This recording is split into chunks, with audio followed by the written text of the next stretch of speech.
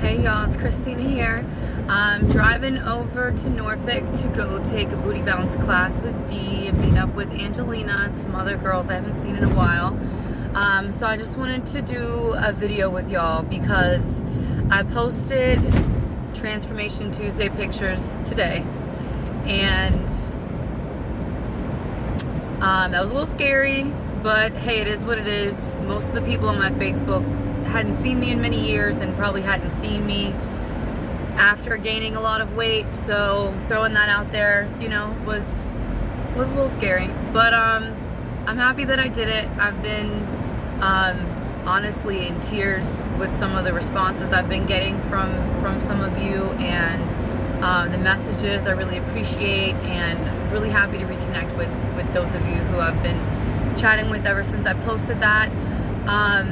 So I said in that post that I was going to do a video to talk about my journey and how I went from in the best shape of my life and teaching, full-time fitness classes to getting up to 245 pounds, the heaviest of my life, and then coming back through that journey, which I'm on right now.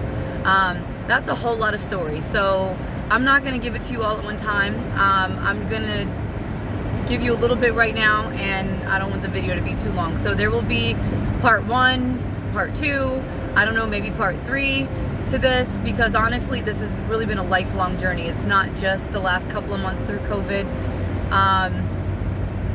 It starts all the way back from my childhood. So I will try to kind of speed read through that part of it. But I did grow up in a single parent household. My mom, who has always worked her butt off to earn everything she has accomplished throughout her life, just like I have. She raised me by herself for the most part, and worked 10 to 12 hour rotating shifts for the majority, almost my entire childhood, and the majority, even of my life up until my kids were born and she retired early. But with that being said, I knew how to make a lot of macaroni and cheese, and I thought it was unusual for someone's house not to have a bottle of soda in it. So I didn't grow up on, the healthiest foods. I'm not complaining. My mom did amazing things and raised me and instilled me with great characteristics that I'm truly grateful for. But I would say by 9 or 10, I was a chunky little girl. That even though I did try through my childhood, even like Slim Fast and things like that as a kid, which is gross, by the way, nothing really worked, even though it did, have a mental effect on me. And I did grow up a fat kid, mentally, at least. And for, most of my childhood, I was definitely a chubby kid. I'm sorry, it just started downpouring in here, so I really hope that you can hear me all right. And if it's terrible, I guess I'll just do another video, but we'll just see if this will work out. So coming up through high school, I definitely still overweight, but I was still active. Like I played rec soccer and rec basketball. I didn't make the school teams for like soccer, and that I think was in great part to the fact that I was so overweight and I didn't have asthma, and even though I could play and I could keep up with the team, like my face was red and purple, and I probably scared the crap out of the coaches, and they made me a manager rather than put me on a team. But by 11th grade, I had hit 205 pounds, which was the heaviest of my life. I found that out when I was actually at school doing a sports physical, because I was going for varsity field hockey, which I did make, and I played goalie. And throughout that, I would say summer through fall, I was playing field hockey, but I also was in marching band. I was in marching band all through high school. I'm a complete band geek. That's a whole nother video. But I did that in Weight Watchers, and in 11th grade, during that time period, I lost about 20 pounds. I went down to 185, and then I stayed there until I got pregnant. So I graduated high school. A few years after that, I had my kids right before I turned 21. So 20 when I was pregnant, and I was at 185 for like all those years. But the 185 I was then was not anything like the pictures or the 170 or even the 197 or whatever pictures that I posted today. I was not ever in good shape. So I was what you would expect, you know, a 185 pound, you know, 17, 18, 19, 20-year-old to look like. But I had twins. They changed my life, like kids usually do change your life. And when I was pregnant with them, I got up to 225 pounds. That's how much I weighed when I had them. So that, at that point, was the heaviest I've been in my life.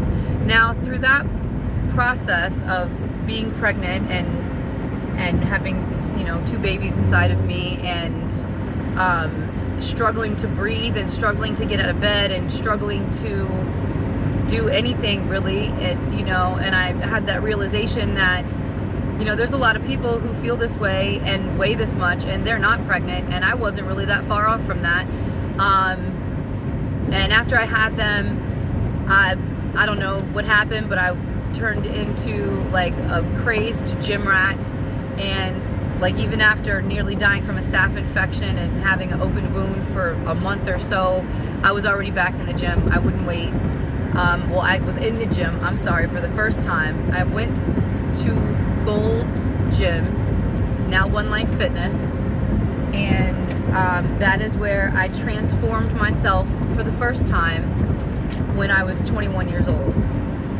I lost 90 pounds, something like that, total.